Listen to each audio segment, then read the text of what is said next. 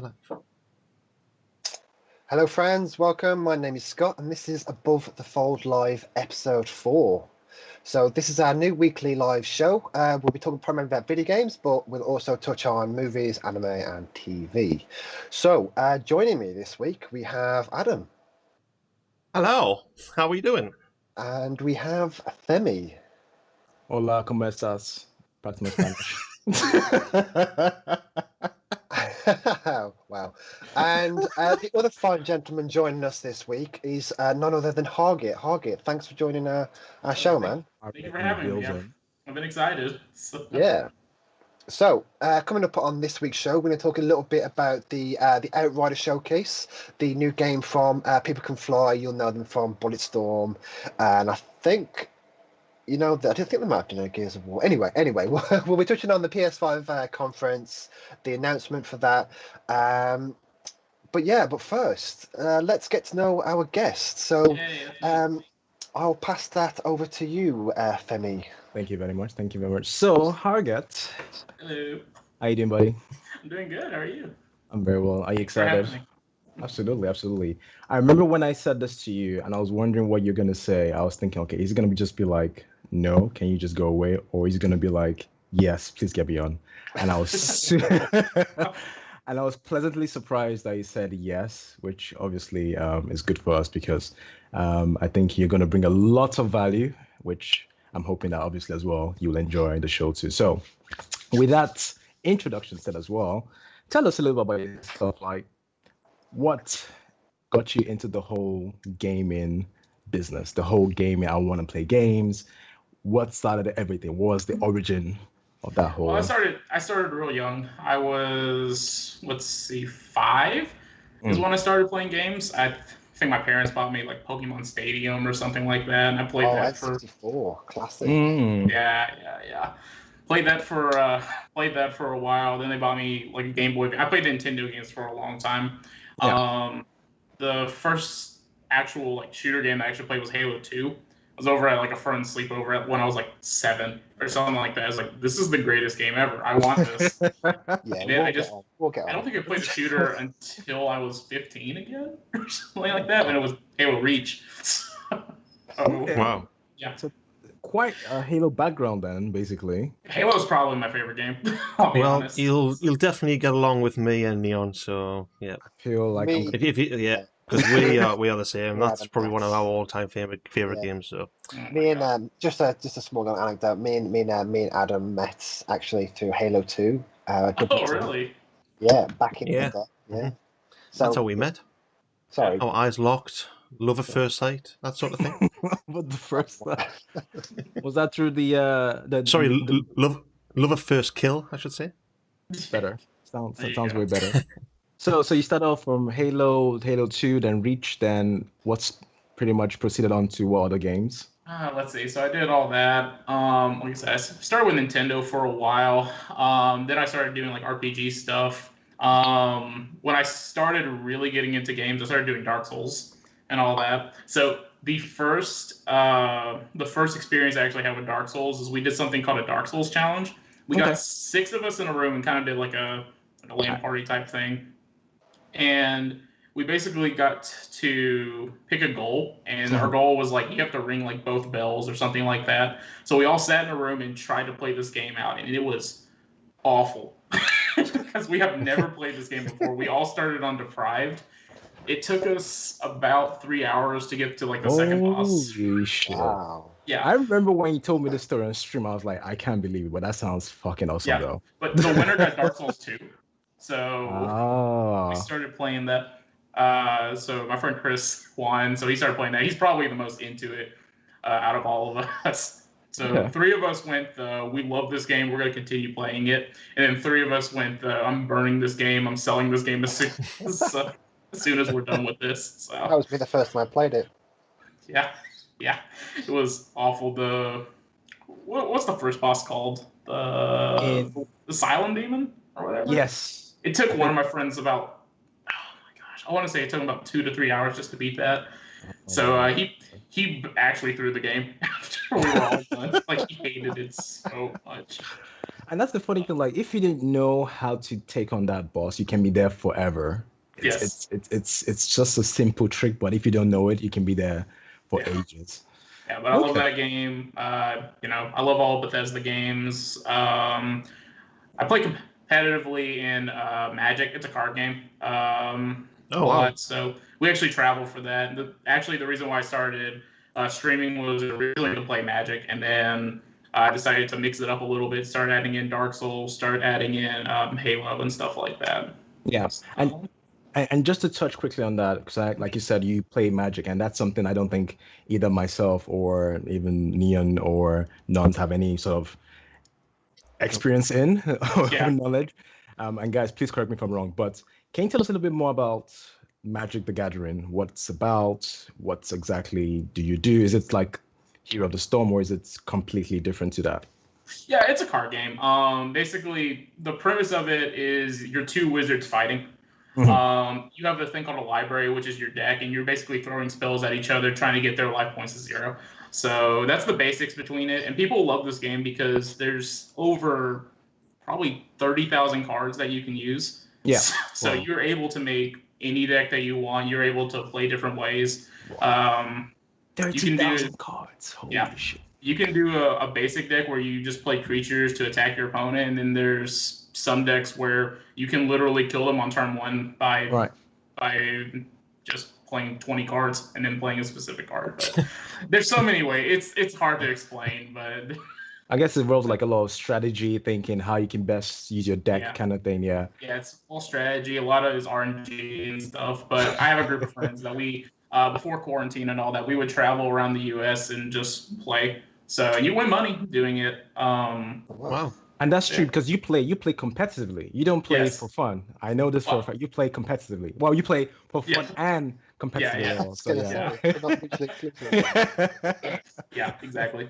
So how's the competitive scene like? Is it really hard to get into? And how have you fared in that scene so far?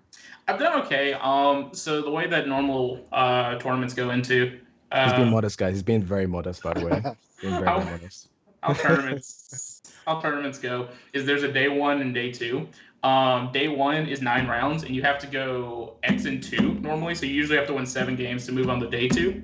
Okay. And then day 2, depending on how you do, you'll win money. Money, prizes, pro points, stuff like that.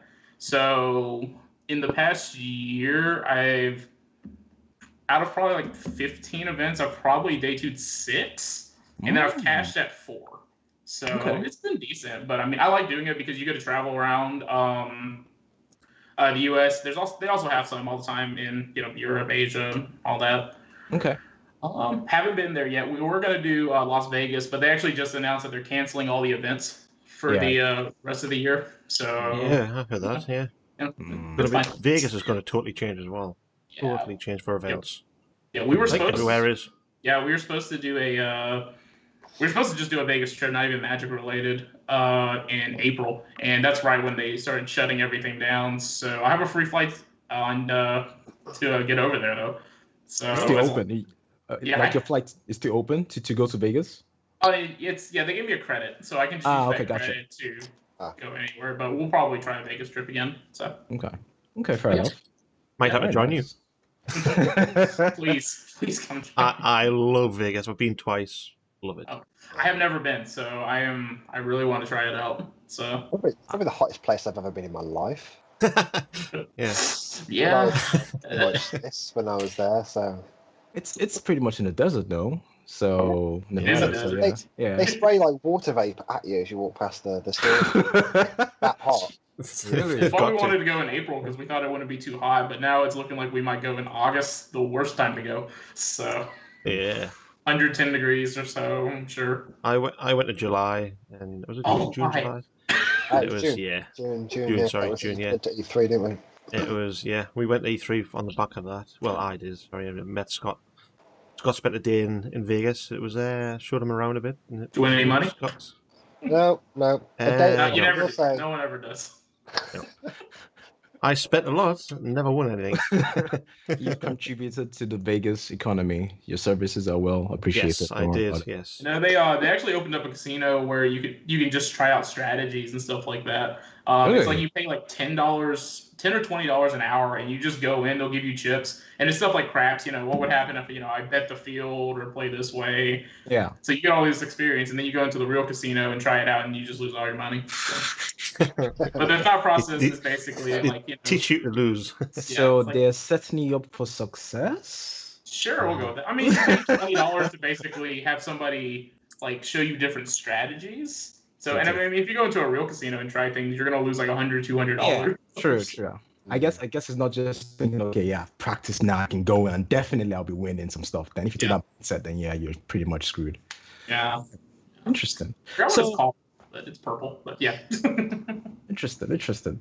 So I know you stream as well, and I think that's pretty much. I remember our first time we actually spoke was through you joining my stream, and then obviously check out your stream as well. Yeah. So what sort of made you get into the whole Twitch streamer life?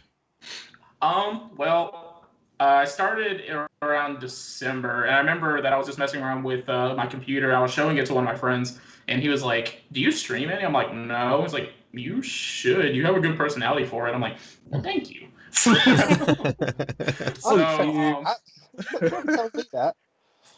well, maybe. No, carry on. Yeah, sorry, go on. So it was like December 15th or so. He bought me a webcam for Christmas, and I was like, well, that's all I need because I had a Blue Yeti. I had I just needed a camera and I was good. So I tried out a couple magic things. Like, okay, cool, this is pretty fun. And then it started picking up in January, and then I hit affiliate in March. Yeah. And then it's just been on through there. I love it. I love talking. How was your grind to affiliate? Did you find it challenging to get to that point? Once I broke like the 30, 35 follower market, it was fine. So, but yeah, it didn't feel like a grind because, like I said, I just enjoyed it. So I just like seeing it all, and I really didn't know about affiliate until about mid-January, early February. Yeah. Basically, like I kept looking because they send you emails showing you all your stats, and it kept saying road to affiliate. I'm like, okay, what is this?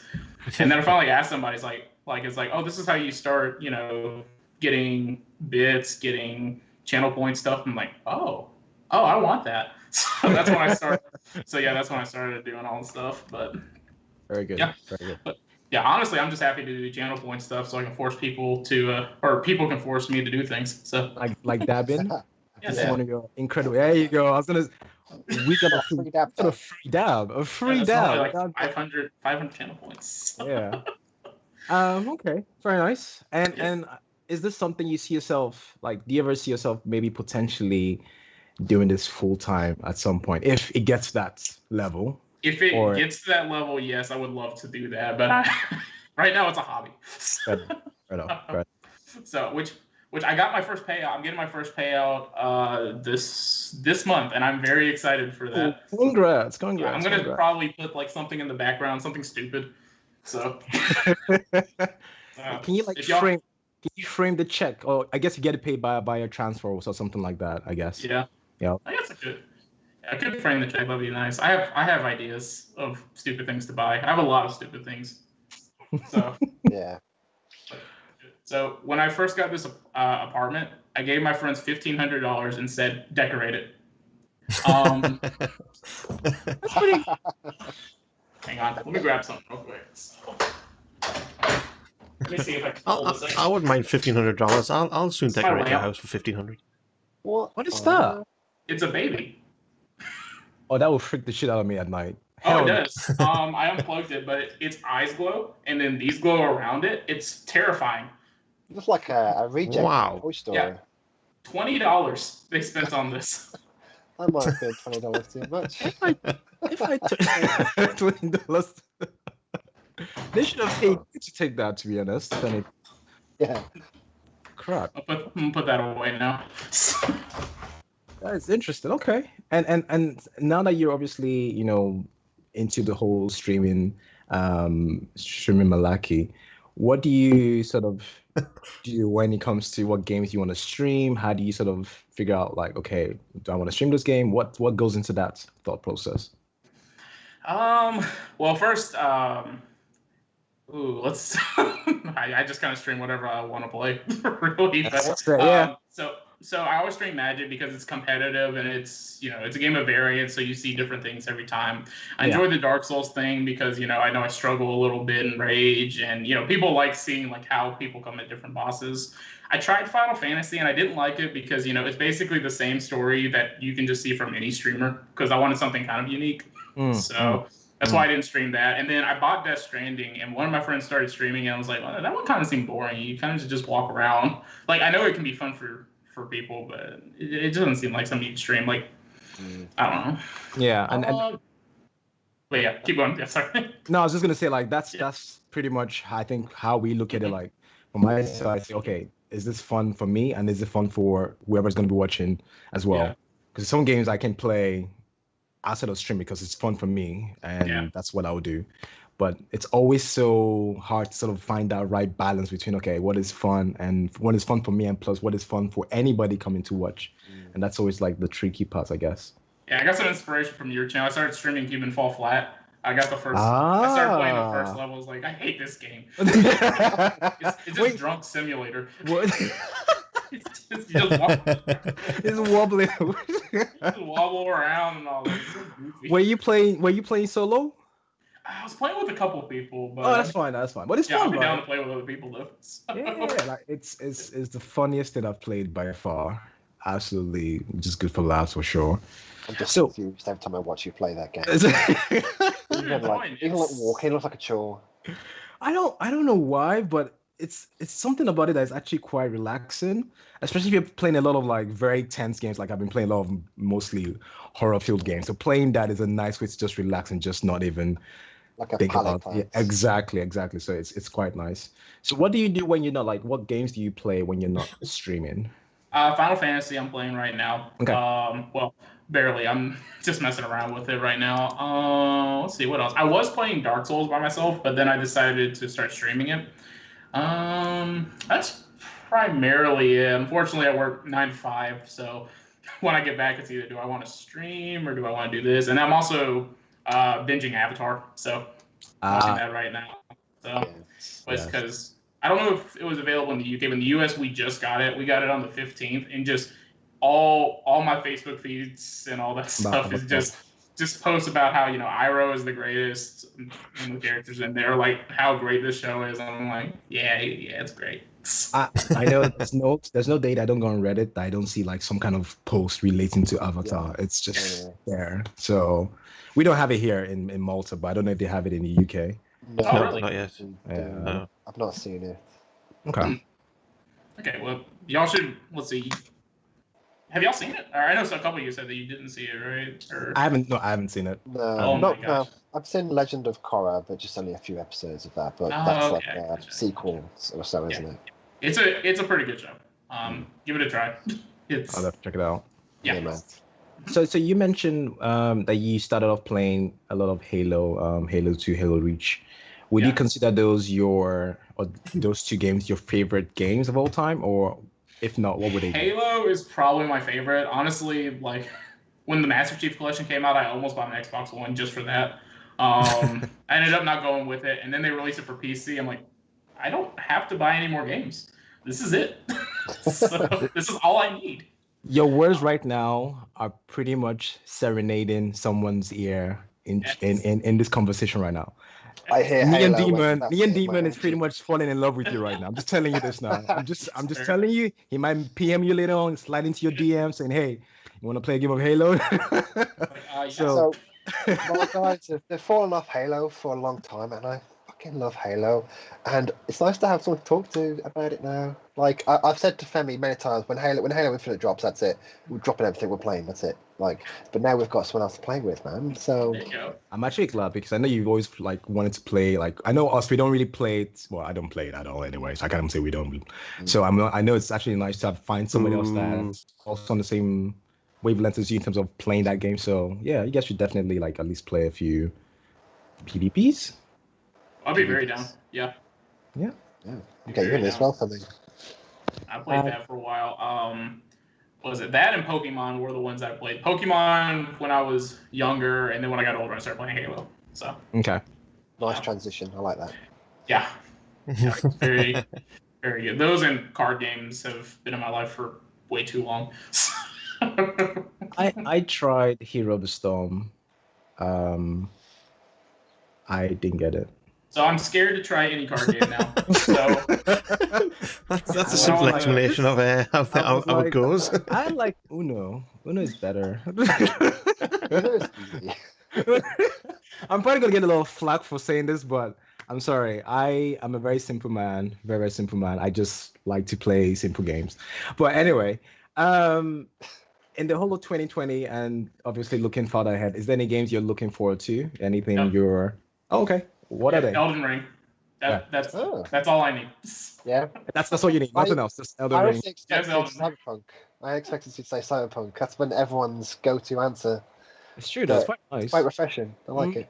That one's good. But Elden Ring, I've literally been refreshing the news page every day just to see what news. Everything else, it's just like, oh, Cyberpunk got pushed back. All right. Like, I still want to play it. Yeah. It's just like I'm not super excited. I don't get myself hyped over games anymore because I'm scared. Yeah. We've been. Well, I think we could because we've been burned too many times, haven't we? Yeah, that's what it is. There's a massive hype on a game, then all of a sudden it just dies, like Anthem. Poor Anthem. After the last Game of Thrones season, I don't get excited over anything now. Yeah. I think after Mass Effect Andromeda, after what's the other game again? By Anthem. Yes, thank you. Oh yeah. Doom. Yeah, that burnt. That really stung. I heard what you said. Adam. I'm not going to say anything. But yes, after those two games, it's you had to sort of keep your excitement in check. Otherwise, you might fall prey to it. Honeybay57 in chat says it's pronounced Pokemon. Okay. Yes. Pokemon. So get it right. Get it right. Wasn't it Pocket Monsters in Japan? Pokemon. Pokemon is what I call it. Honeybee. Okay. No. It's sorry. It's Digimon. That's what. Did you get out of town? Honeybee is my #1 fan. And I'm her #1 fan. It's great. So welcome, Honeybee. Thank you for stopping by. Appreciate it. Don't tell us. Let me tell you otherwise. We got you. So I think we can pretty much move on. I don't want to steal. I don't want to steal the limelight. So let's get cracking into the rest of the segment. Fantastic. Right. So thanks for chiming in there, Jen. So the next segment really is about the Outriders. I've had my eye on this since they announced it way back when. So just a little rundown of what it is. So the developer behind it, they developed. So it's People Can Fly. They developed Bulletstorm. I don't know if you guys have played that. Probably. I'd probably say it's not a AAA title. It's very much a B game. But I loved it. Absolutely loved it. And that's where they got their start, pretty much. But it's essentially a third-person co-op looter shooter. So the way I described it to Worlds before the show was essentially the Remnant meets Borderlands in that kind of looter third-person tight action co-op kind of setting. So anyway, we had a preview on that. It was probably this Thursday gone through IGN's channel. So I wanted to bring it up because it seems like probably a decent co-op shooter for us. So obviously drop in, drop out. They went into a lot of detail about this game. So what appealed to me was that when I looked at it, I thought, oh, that looks a bit like Destiny. But it's not. And I'll explain why, because it's not a Destiny's live as what's the term? Game as a service. Game as a service, yeah. So this is an actual full experience. Like there'll be a start, middle, and an end. And they've said they've planned all the expansions. No microtransactions. So excellent. Thank you. So I'll give a quick rundown. So there is a trailer for this. If you want to pop that on, Mr. Nuns and Moses, it's quite an exciting trailer. Let's probably do a better way of explaining it than what I possibly can. So you can probably tell it's post-apocalyptic, based on the planet Enoch. It's very pretty from what I saw. I mean, the stream It does look quality. very pretty, yeah. I mean, the footage that we've had so far was via stream through IGN and didn't come out very well, unfortunately. But it's very gory, and I don't know if you guys played Bulletstorm, but that was another very gory game. So the character you can probably see, very flashy character. There's the Pyromancer, there's the Trickster, which is the guy who uses the blue, the blue telekinetic stuff abilities.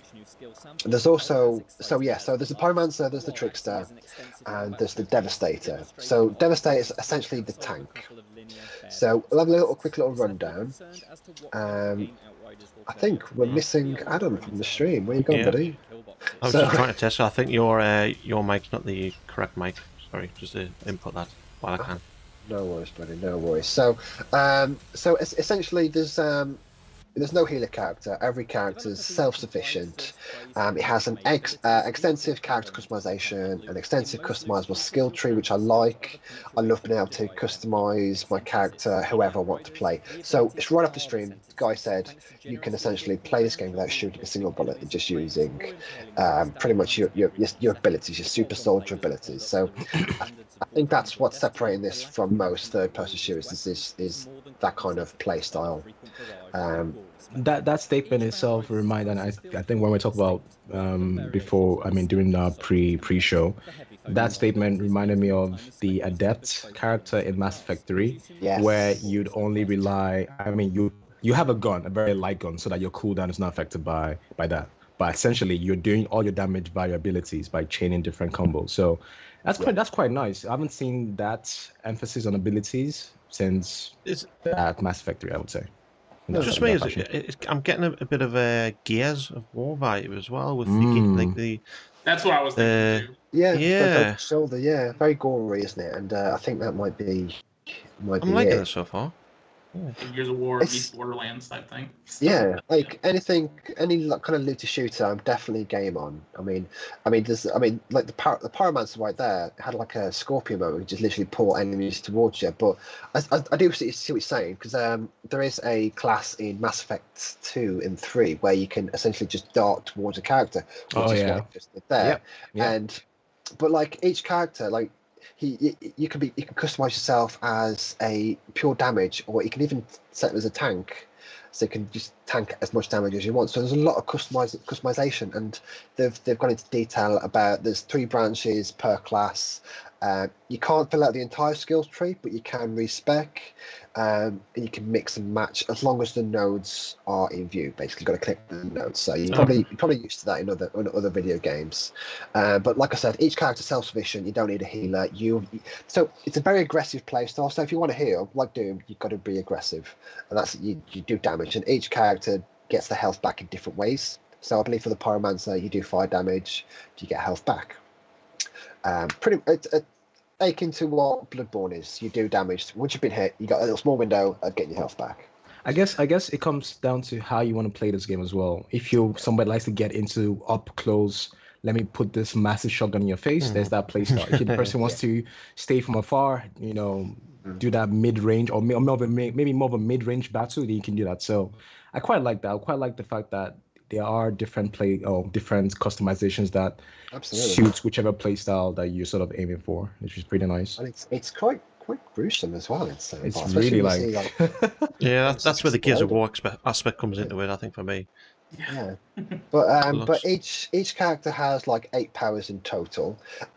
There's currently 4 classes. One hasn't been announced as of yet, but that'll be coming soon in another showcase. They've said like the end of this one. I mean, the Trickster was pretty much showcased in the event just gone. They went through that and they said next time will be Pyromancer. Then we've got the Devastator. Devastator's more of the tank character. So I do have a little rundown. So Trickster, close range hit and run tactics. Pyromancer, medium range conjure of fire and lava and all that. Devastator, close range tank. So I mean, just looking at the Pyromancer now, that sounds like for me that the tank, close range, Devastator. Yep. Yeah. I've picked my character already. Thank you very much. I mean, I saw the Trickster. I was like, I'm having that. I'm having that. The Trickster is going to be interesting to see, because you have to sort of really know, I guess, how to get your health back, when to go in, when to obviously use your abilities, all that kind of stuff. Otherwise, you just end up feeding your brains out, just dying stupidly. Yeah. So Glass cannon. that's Yeah. that's gonna be interesting. Well, one thing I do want to ask, I don't know if you guys may probably have the same question. I want to know how it feels to actually like the gun mechanics. Like, does it feel good to shoot? There's not many games where you shoot that it feels good. Like Destiny feels good to shoot. Yes. Overwatch, it feels good to shoot. Some certain games that when you shoot, it just feels nice. I'm wondering if the gun mechanics here actually would feel that way. Otherwise, it's gonna be a bit of a struggle, I would say. I think that's a make or break it kind of thing, isn't it? I mean, Yeah. I know when me and you decided to pick up Remnant, the first thing we noticed was, God damn, this feels good to shoot. Aye.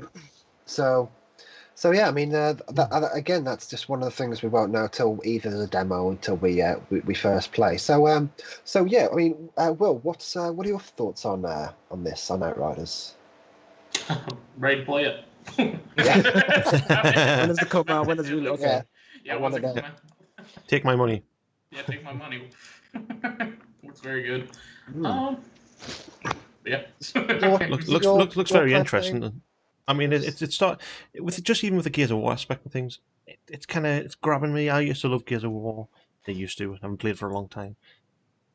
It's got then the bits of like what Anthem had. What I've missed with Anthem, where the different types of characters with the Devastator one, tank. That's what I'm interested in. Is how all that's going to play. Is there going to be characters that are going to be very OP, and you're just going to be one of hitting your head against the wall, going, "No, this is not for me. I'll have my money back, thanks." But yeah, I'm more than happy to test this out, give it a whirl. This looks like a very me game. I try this out. So. Yeah. What about you, Ara? What are your thoughts? I pretty much echoing the same thing that both Hargett and Adam have said. I'm ready to try it out. I think maybe the only thing I'm wondering about is how big the game is and whether there's a lot more to it than what. Yeah. And again, we only saw like a bit of what the game is about. So I'm curious to know what the story. There's an actual story behind it, or if it's just going to be another go to objective A, do this, then you finish that, then you go on the ship and go to the next planet or whatever, or whatever. I don't know. I'm curious to know there's more story-based content behind it. Yeah, I think a game like that they would need to showcase that as soon as possible. In the next showcase, they did say they're going to show off the world a bit more, so I suppose we'll see it then. I mean, just from watching the trailers, it does appear like as like a wide linear, so you have these big open spaces and you just keep moving through them. Yeah. But yeah, I see what you mean. I mean, we definitely need to see more information. Yeah. They did. Yeah. I want to touch on this as well because they did go into detail on what they call dynamic difficulty setting, world tiers. So this I found interesting because I've not seen. It seems they've dabbled in taking mechanics from different video games and just pushing together to create their own thing. So, what is dynamic difficulty setting? So, in terms of this game, it's basically once you finish a game, you unlock your first world tier, and depending on your performance, there's basically a bar at the top underneath. I think it might be your experience bar, and it's your world tier bar. So when you keep doing, I presume, mission side quests, it adds a chunk to your world tier bar, and you keep adding and add enough chunks, you unlock the next world tier. So each time you unlock a new world tier, you unlock a new weapon straight off the bat. You got like greater rifts, so you know what to expect when you go up a greater rift in Diablo 3. But you can go down. So if you bite off more than you can chew, let's say we're in a game, Will joins us. Will's getting absolutely hammered. It'll bring down his realistic. Yep. It'll bring down his world tier. They didn't go into detail about how that would affect the rest of us, but I think it's interesting to find out. I mean, just it's meant to be like a dynamic thing, so you're not just, because I know me and you, Femi, we've played Diablo, we jump in at a rift that's too hard for us, we're just beating our head against the wall. Yeah. So for that to be dynamic and the difficulty of the enemies adapt with you, I think that's quite interesting. I've not seen anything quite like that. don't to this degree at least. So, but the higher tiers, they say they demand you to optimize your build. So they want people to look at their build and think, if I won't be able to do this unless I do this kind of thing. So it's nice to know they're thinking about end game now rather than when people get to it and when the game's out, which is what Destiny does. I mean, love or hate it. I mean, their end game, fuck me. Anyway, just a quick question. Do we know if it's a 3-player co-op game? We don't know. Okay. I say that we don't know now. I mean, I would expect 4 because they've got 4 classes. Okay. So I was thinking too. So that's my first thought, but they've not announced that 4th class. I don't know why they're hiding a 4th class. That's true. That's true. You just say there's 4 classes, So, yeah. And I wonder if it's a case where you can only have 1 class in a team. Can you have like 4 pyromancers? Oh, I see what you mean. Yeah. Well, I would be very surprised because there is a character customization, so there is a way to differentiate each person beyond their spells. So it's hard. Well, who knows? We'd have to wait till the next stream. Yeah, absolutely. It would be a very strange decision to stop people from doing that.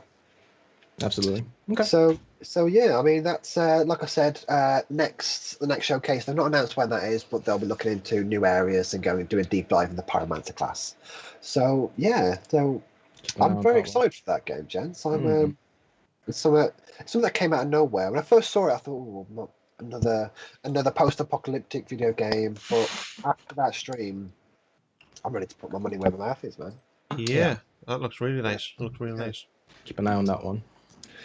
Right. Okay. So let's move on then. So this topic caught my eye because it's something I feel that not enough people are talking about.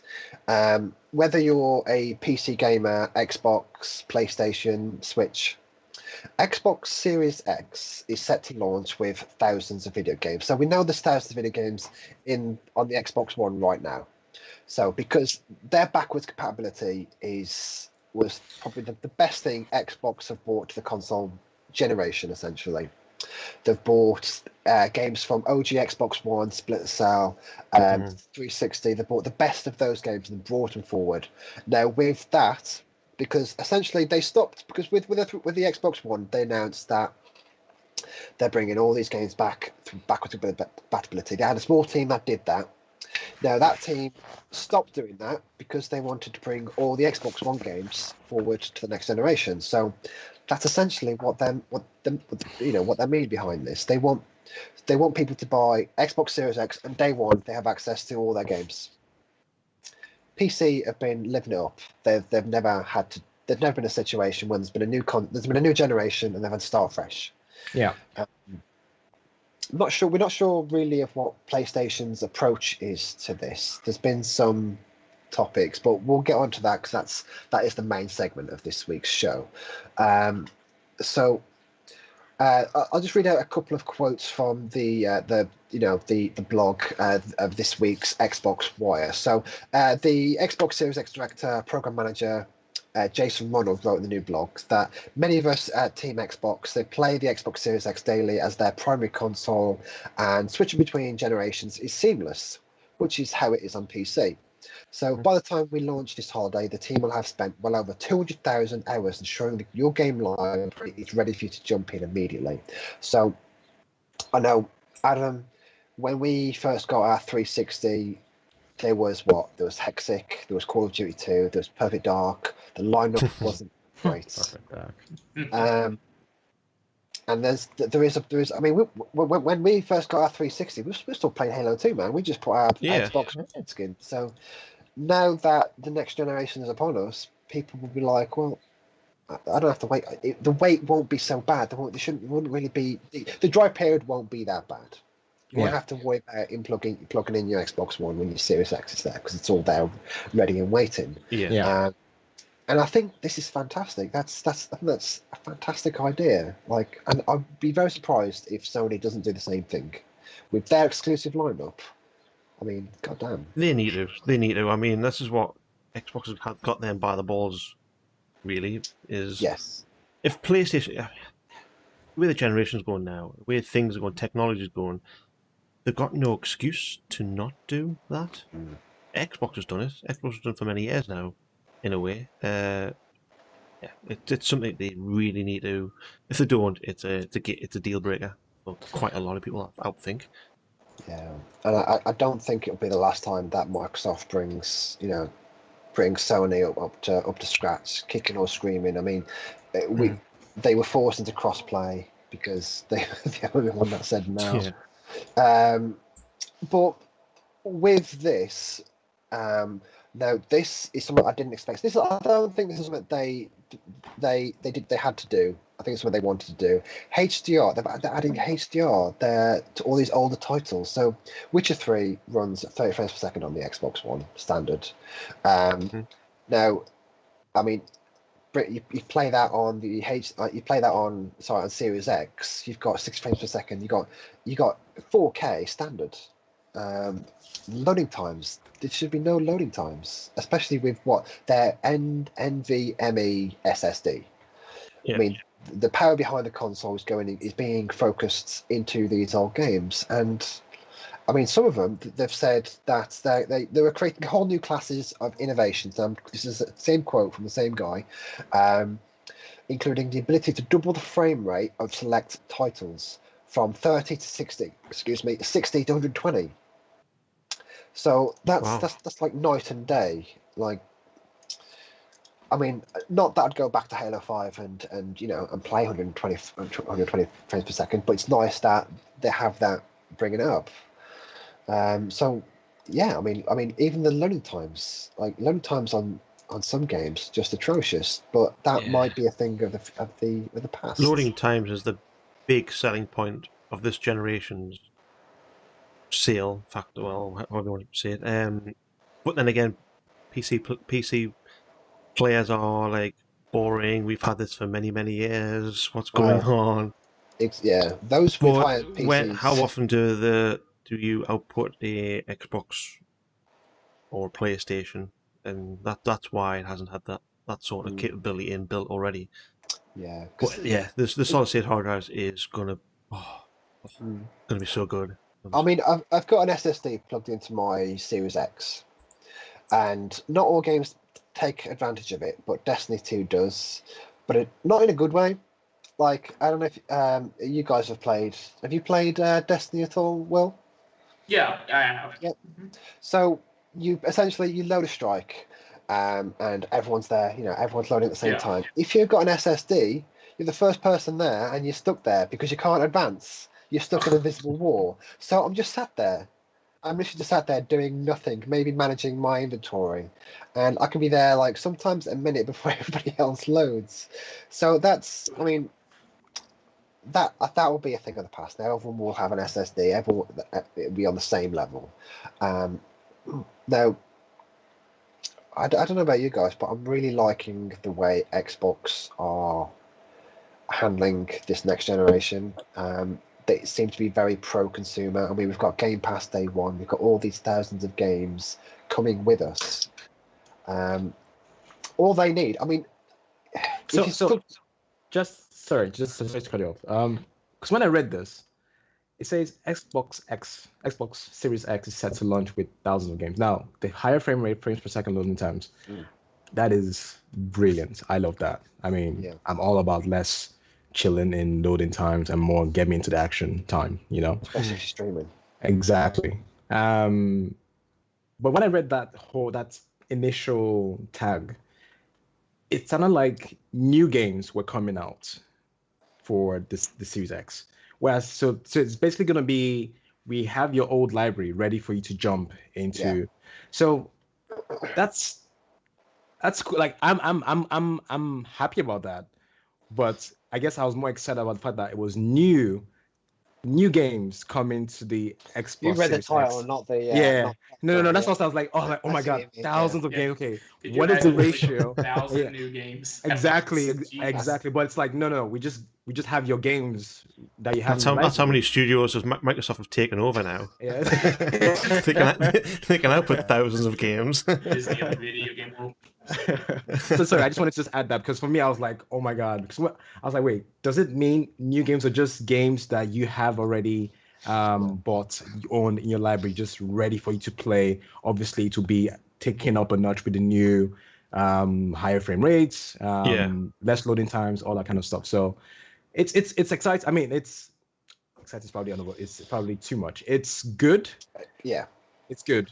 I'm happy that I'm taking this approach. Like you said, it's very pro-consumer. I don't know how. Definitely pro-consumer. I mean, they've plucked the words out pretty well there, because at the end of the day, they've had many, many, many years to build up all these games, and then she switched over to go, right, okay, we can make all these, the architecture behind the Xbox, they can pick up these old games and play it. So they picked that nice work, because when people read that going, oh, like yourself, Arrow, is, thousands of games. This sounds really good. Then if you really dig in deeper, it's the same games. They've already been out for many, many years. They're just kind of grabbing it and then pushing it out there again. They're just reusing games, which is good. Don't get me wrong, because at the end of the day, you might have favourite games that you really want to play again. But absolutely, fortunately, my Xbox 360, original Xbox is dead or no longer working. Yeah. I don't want to fork out a lot of money on eBay for an old console. Which is brilliant. I'm not kind of putting any damper on that title, but then again, their marketing team has been really, really good by picking that title out. This was IGN's title. This wasn't Microsoft. Right. Okay. Sorry. So yeah, I mean, the reason why I picked it is because it should be standard. It should be standard across the board. Yeah. I read an article from Sony, and they said they've pretty much spent their time moving some games from PS4 to PS5, and they're putting out a statement saying they want developers to make sure that when they make a PS4 game, they want it to make it run on PS5, whereas Xbox have done the work themselves.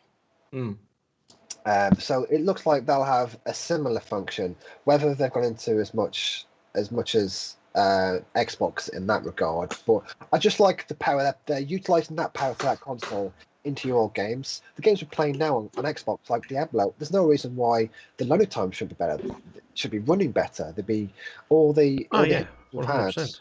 But it just seems to me like Xbox is ticking all these boxes. They've got one box left to tick, and that's exclusives. And that's. But then again, you haven't heard much from Sony at all, have you? Really, Sony hasn't came out with much except that developer conference. I haven't really heard, and a weird-looking controller. I haven't heard much from Sony. They've really kept everything close to their chest. They're not giving anything away until Microsoft is releasing all this information out. Here, we can do this. This is what you're going to expect for this. So I think Sony might come out with some pretty good bold claims, and I think they might hit the ground running. Yeah, I think they've got something tucked up their sleeve. I hope so. So do I. Yeah. So I mean, all competition is good competition when it comes to stuff like this. Yeah. If there wasn't any competition, it'd be horrendous. I guess my last word on this one, and I don't know if Hargett, you want to jump in afterwards, is that I like the approach they're taking. I really like it. Now, my thing is that I still want that AAA game, that exclusive, that Xbox game. That's the only box I feel that they should probably focus a bit more on. I'm not saying this is bad. I love this. This is fantastic. I love the fact that they're being open about how they're going into the next gen. I love the fact about they're taking all these games, from all the older generations with us. I love all of that. I just want them to show a bit more, I guess, what is it they're working on from a AAA exclusive game for the Xbox. That's what I want to see. Well, we will find out next month. Yeah. Because they've got their first party exclusive. And I think you did touch on this, and I think you're right. It's been more important than ever for Xbox to have like some decent exclusives. Yeah, the bought these studios. It's essential, damn near essential. I mean, look at Halo Infinite. Now, after Halo 5 was, to me, a disappointment. Multiplayer was phenomenal, but campaign, I don't know how you feel about this, Will, but I thought the campaign was poor.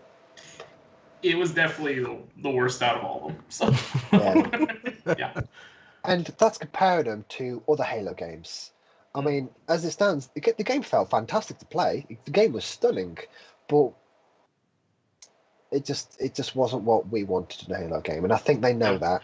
Locke can fuck off, if you ask me. I don't care about Locke. I care about Master Chief. I want Master Chief front and center at all times, and the Arbiter. I love the Arbiter. As long as those two are there, I am happy. But yeah, exclusives are damn near important, and they are taking steps to bring these exclusives. Look at the studios. Look what Nuns mentioned on the show.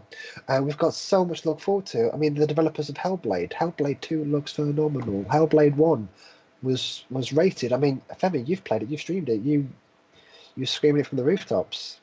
It's an amazing game. Definitely is.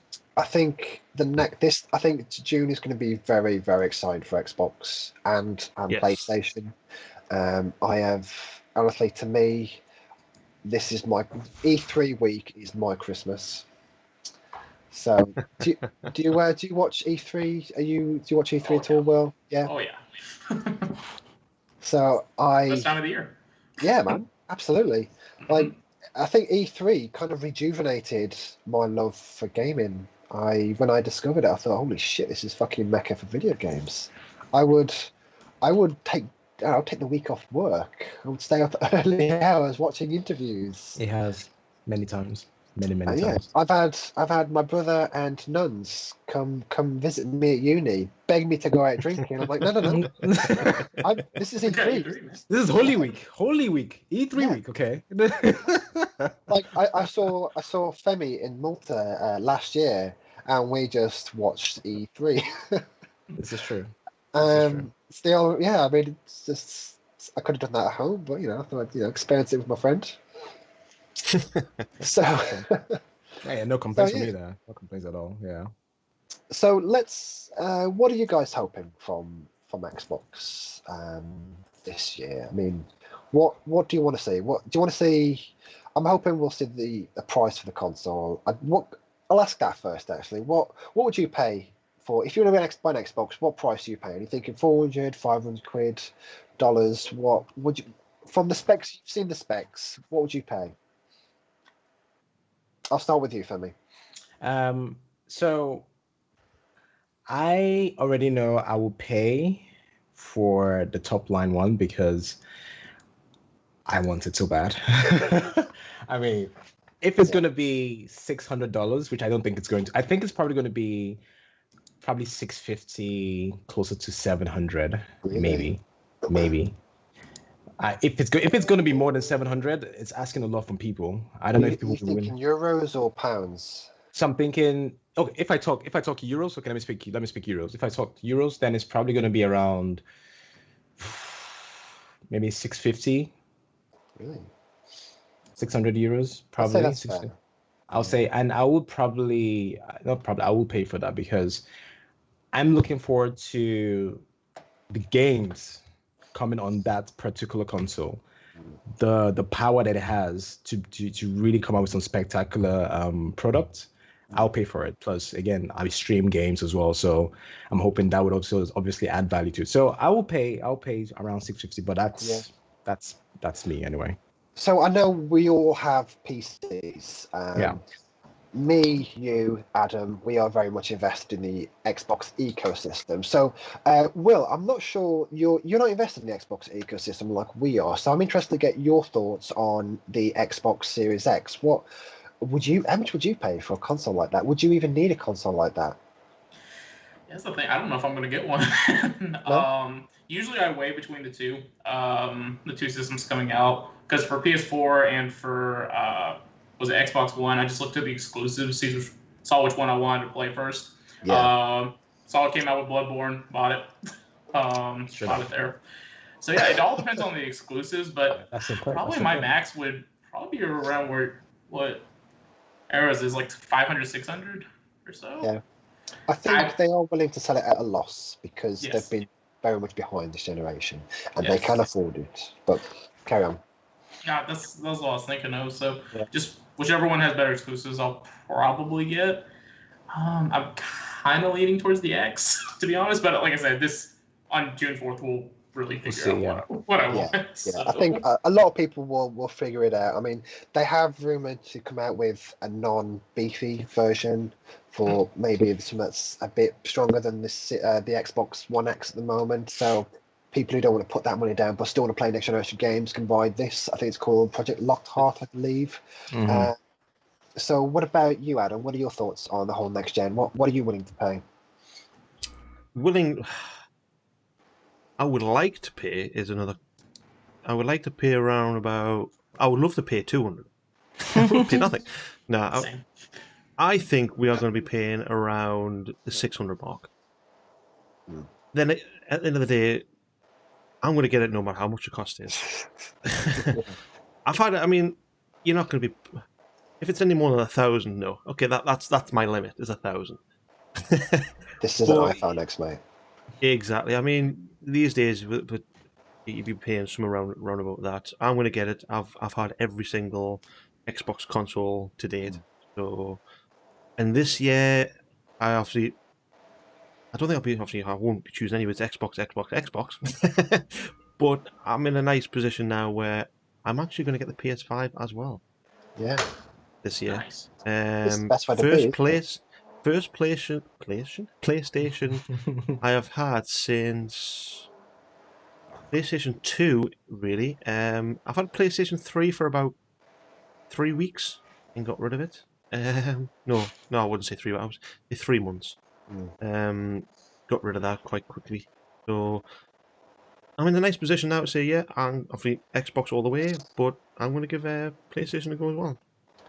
PlayStation have knocked out the park, to say the least, with their exclusive. So, if you get a PlayStation 5, mate, I will be recommending the shit out of certain games. God of War, Bloodborne, absolutely everything. There's a lot there. And I think anyone who's picking up PlayStation 4 right now, there's a slew of games that they will absolutely adore. I mean, the Uncharted series, some of the best games I've ever played. But yeah, I mean, with me personally, I'd pay the 600. I'm expecting 600. If they went like lower than 600 and PlayStation 5 came out with 650, look at how this generation started. I mean, that would be a massive step in the right direction. That's why that Project Lockhart, I think people are rumored to say Series S. Yeah. And then you got the Series X for the all singing or dancing game console. I think the Series S is obviously budgets. I think that'll be around about 350, 400, 450 max maybe. I'm giving myself a £100 leeway. And then again on top of that, but if you look at the market for the innards of a console like the SSDs, they've reduced in price drastically over the last year or two. I know it's PlayStation are saying it's their own they made it themselves in house. I think don't quote me on that. But then again, I know there's a lot of the processors that AMD's working with Xbox. There's a lot of the prices have came down for the specs that have been announced.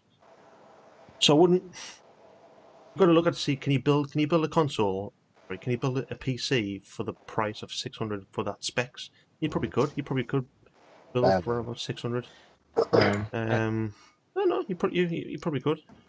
Plus, mind you, they are building this at scale, so it's not just one. Exactly. So there's obviously going to be a knockoff on how much they would pay, as opposed to me, an individual, trying to build this myself. So. Exactly. Yeah. So that's also factor into as well.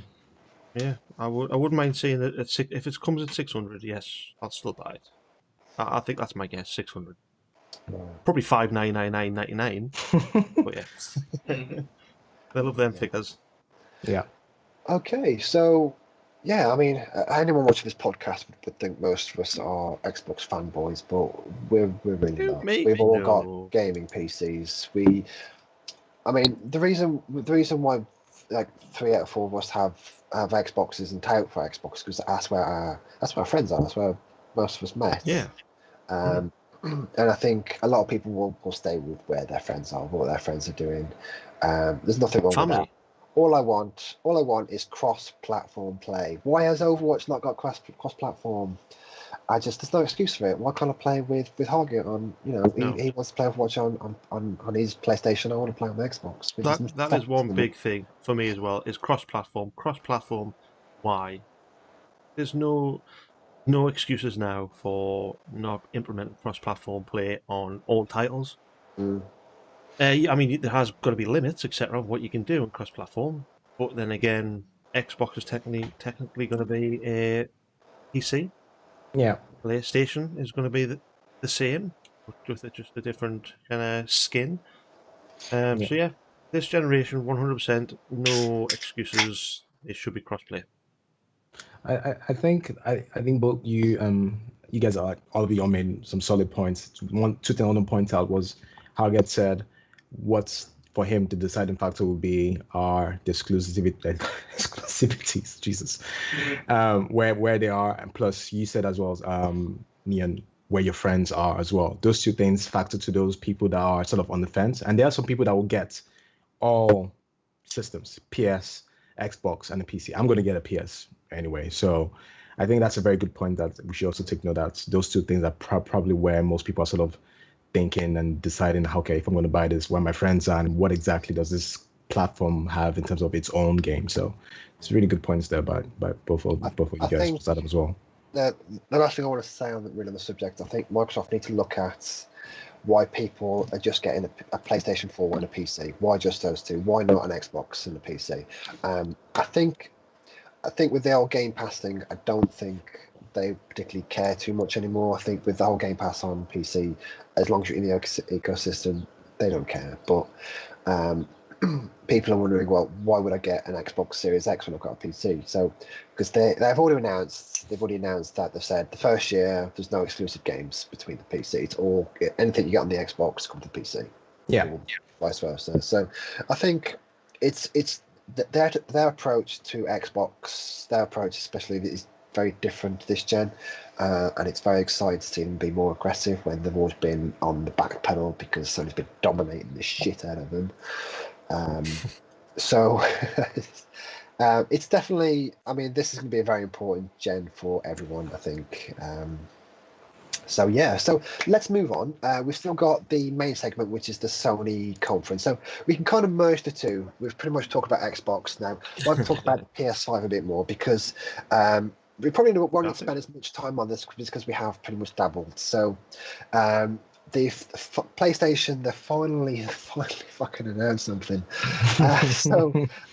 They've announced for Thursday, the 4th of June, they'll be showing. Who knows? Something. They'll be showing something. So another developer conference, is it? God, if I see another Sony conference, I'll probably kill myself. So I watched that all the way through, and I didn't know what the hell. But anyway, so this is meant to be the first series of events throughout the year. They've not specifically stated whether we'll see the console itself. I'm expecting the console to look a bit like the control pad. That's a question I've got for you, Will. What did you think of the PlayStation 5 control pad? It's cute. AKA the bikini. The controller in dungarees. Yeah. It's unique. I'll say that much. That's fair.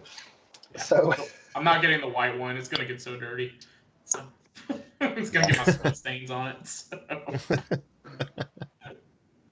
The black one was good. So. Have they actually announced the black one? I think they teased it. I don't think they've officially announced. Was that not the new trailer? I think people thought the black one was on the. No, I think people were saying that was the black one, but I hope so. I don't think it's been confirmed. Because I've seen people edit it when they announced it, like this is what potential color schemes, and I think when it's all black, it actually looks quite nice. So they have kept that little touchpad as well, which I don't understand why, because that does nothing anymore. How many games had that implemented anyway? Was there many games? First party ones, really. Uncharted, Yeah. I think has one. Yeah. I think I mean, that's it. sorry? I mean, Scuff's going to pick this up anyway, and Scuff's going to release a load of theirs. So I think most people are going to get Scuff controllers, which I think they are anyway. Whoever picks up a PlayStation gets a Scuff controller. Yeah. I don't like full disclosure. I love my PlayStation. I hate that pad. I just can't get on board with the thumbsticks. It's just not built for me. So I end up spending a fortune on a Razer one for the staggered sticks, because Xbox player. But I just want to ask you guys, what do you want to see at this event? I'll start with you, Hargett, because you are primarily a PlayStation gamer compared to the rest of us. What do you want to see? Games you want to see, and if so, what do you want to see specifically? Go nuts. You know what I'm going to say. Bloodborne 2. Bloodborne. If they announce Bloodborne 2 as an exclusive, Sprite, it's going to be an exclusive. Take my money, pre-order today. Just take my money. I don't care how much it is. Goodbye, Xbox. Yeah. Fair enough. They'll probably let out Last of Us 2 on PS5 as well. They'll probably do what they did with the PS3, let out Last of Us, and when PS4 comes out, it becomes an exclusive. Yeah. I'd like to see that. Yeah. Of course, I'd like to see the system, how much it is, and all that. So, I'd be interested to see how the console looks, whether they go for the traditional console or do what Xbox has done and just do something completely different, more of a PC structure. But Femi, I'll ask you the same question, mate. What would you want to see from this event? What kind of games are you thinking, or do you just care about the console at this point?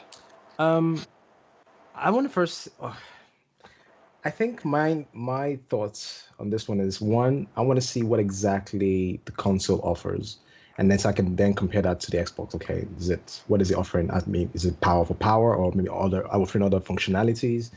And then I want to see what the exclusives are, because that's for me again what something I can look forward to. Because other games that are exclusives will come out to the Xbox, so I don't care about those. It's the console itself. What is it offering, and then what exclusives are coming out for the PS as well. So those are the two things I'll be looking out for. Because when it comes to adventure games, I don't know what it is about Sony, but they seem to have a magic formula to always get that type of game done right. So I'm just super curious about that, to be honest. Yeah. Okay, that's fair. So, is there any games that you would like to see? Because you've not really you don't really have a PlayStation 4. Not yet. Is there? Well, so I can't really. They've got a few developers. They've got people behind Horizon Zero Dawn, which they've already said is coming to PC. Which I know you said you're interested in seeing more of that. Yeah. So they've got God of War, which God of War, man, that is a cracking game. So hopefully we'll see more of that. It was beautiful. Now, I mean, I played on the base PlayStation, and it's stunning. We've got Last of Us coming out soon. We've got Ghost of Tsushima. I think those are the last two biggest games for PlayStation 4. I'm on the fence. Like, if they say these games coming to PlayStation 5, I might actually just wait. I mean, unless they say buy it here, play it on PlayStation 5, whichever. Yeah. So finally, I'll ask you, Adam, the same question. What do you want to see from the PlayStation 5 reveal? Hopes and dreams, go nuts. Pretty much everything that Arrow said is... I mean, we've got the specs. We know what the specs. So the specs between the Xbox and the PlayStation 5 is... the naked eye, you're not going to be noticing any difference between them both, I don't think. That's my personal opinion. Not to begin with, I don't think so. I think you're right. Yeah. No, it's all down to the developers to take the harness of power. Me not being a big PlayStation fan, it's quite hard. This event, I want to see. I want to see the look of it more than anything. I really, if it's anything like the controller, I'm intrigued of what it's actually going to look like. We know obviously what the Xbox looks like. PlayStation, with their wonderful ways, I think it's just going to be looking like a disc. I'm hoping they'll go back to the PlayStation 1 days. Hope it's meme worthy. That's all we care about. Yeah. But yeah, I mean, like I said earlier, I'm actually going to pick up the PlayStation 5 when it comes out. Not straight away, but a little bit later down the line. I think. Because again, my bank balance will get hurt from the Xbox. Yeah. Aren't you a millionaire? That's what you told us. I'm just above a millionaire. Yeah. Sorry, my bad. Yeah. I forgot. Sorry. So, but still, I mean, the consoles do cost. Millionaires have got to kind of consider their bank account as well. Yeah. Sure. I might need to give my good old friend Bill Gates a ring and see if I can get a discount. But anyways. Yeah, I mean, that's what I'm looking for in the event anyway. I think the look of it more than anything else. To ask myself the same question, I've always bought all the consoles. I don't give a shit about the console war. It's a piece of plastic to me. I care about the games. Now, what to me personally, what they need to do is tell me, what should I buy first? If they come out with God of War 2, if they announce Bloodborne 2, that's it, purchase. I'll be doing that straight away. I'll be pausing that stream, going to purchase that straight away. That'd be my first next-gen console for sure. You better be co-oping it. If so, make it easy. God Almighty. Then a week down the line, they'll release. Oh, we are going to put this on Xbox as well. Shit. Makes no difference to me, mate. As long as I get my hands on that. Or again, if they say Bloodborne 1 is come to PC, I will lose my shit. Arrow will finally to play Bloodborne. That would be a big deal for all of us. I would love to see him to play it. I will stop everything just to play that. I'm not going to lie to you. I would stop everything to watch you play that. I have platinumed that. that game, and I will happily go through it again, 60 frames per second. But we've got a lot to look forward to. I mean, already, like they've got some cracking first-party developers who have proven themselves. You know, they keep proving themselves. Like, got Guerrilla. Guerrilla were known for Killzone. Then they did a 180 and did an open world game. Yeah, that's what I picked up the PS3 for. Is Killzone, was it? Same here. Killzone. But that was a bit of a letdown. Killzone 2, sorry, was it? Yeah, Killzone 2. I've got my facts straight, actually. Yeah, I think that was a bit of a letdown. That was many years ago now, my memory. But I remember being let down by a Killzone game with me and Ewok waiting for that game and going, oh, that's it. Okay. PlayStation 3 sold. Yeah. Have you had much experience with any of the Guerrilla games? Well, Horizon Zero Dawn, do they float your boat? I never have. I've been wanting to play Horizon Zero Dawn though. I just never had the time. So I guess I'll avoid Killzone 2 now. I got that. So I've got a love-hate relationship with Horizon Zero Dawn. I want to enjoy it. I keep restarting it. It demands a lot of my time, and it's doing something that I can't put my finger on why I can't finish it. I just something about it. Same with Red Dead as well. Yeah, thank you. But what's that game? Death Stranding. It demands my full attention. It's not a game I want to stream. You touched on this already, Will. I've got to be in the right. I've got to be in the right, space of mind to just play that game, and I just can't. I'm just not in that place right now to do that. But anyway, moving on. We've got Polyphony. I think that's how you pronounce it. The guys behind the Gran Turismo games. Yes, indeed. We've got Insomniac. I spelled that wrong. So they made Spider-Man, and before that, they did. Didn't Insomniac do Sunset Overdrive? Oh yeah. Oh wow, So, that's again. You could tell that's where it came from. I mean, you could tell the Spider-Man, the same team worked on that, because that movement and that felt fantastic. So hopefully we'll see.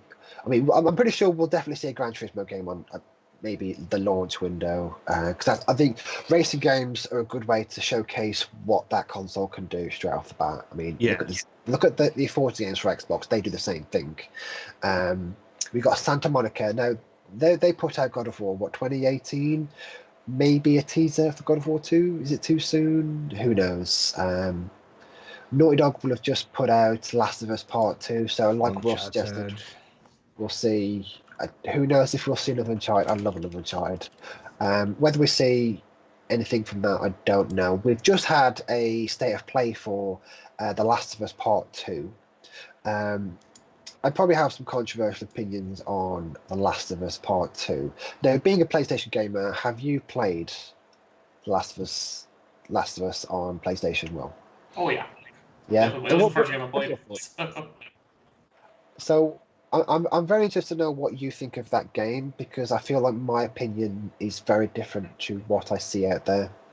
I mean, I really liked it. I really want to replay it again. I mean, that was right in the hype of all the zombie stuff. That's when Walking Dead came out, I think, season 2 or 3. So everybody was very hyped about it. So I want to play it again and see if it still meets expectations.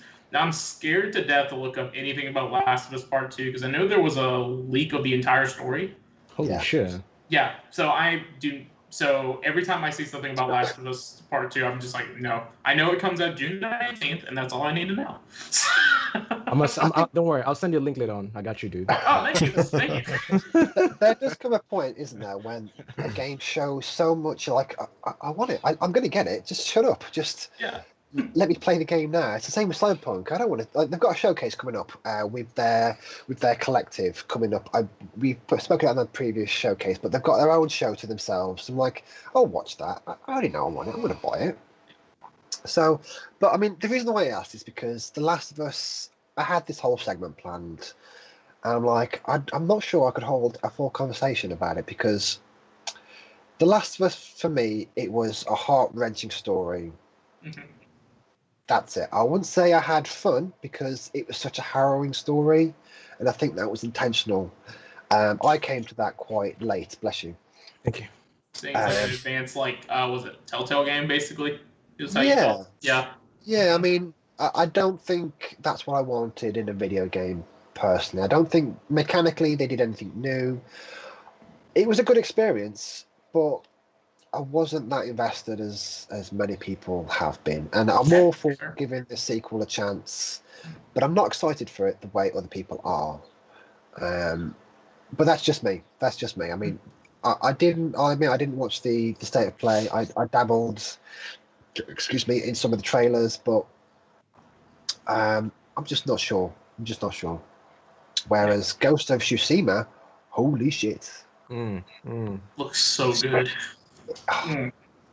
It sucks that I have to play that on my base PS4. Just wait for it to come out. Well, I guess there's no. We don't know yet. Yeah, that's true. I don't know. That's true. Now, if they say that's come on PlayStation 5, I might just wait, because I'd rather play that in all its glory. That game looks stunning. You can tell, even through that crappy stream they had, the quality of that stream was piss poor. For whatever reason, whatever logistics whatever, it sucked. But they've got some cracking ideas, and that game is... I mean, look at my stream. I've got Japanese all over the shop. I love my Japanese culture. I love Sekiro. I don't know if it'll be a similar kind of vein, but I am ready. I'm ready for that.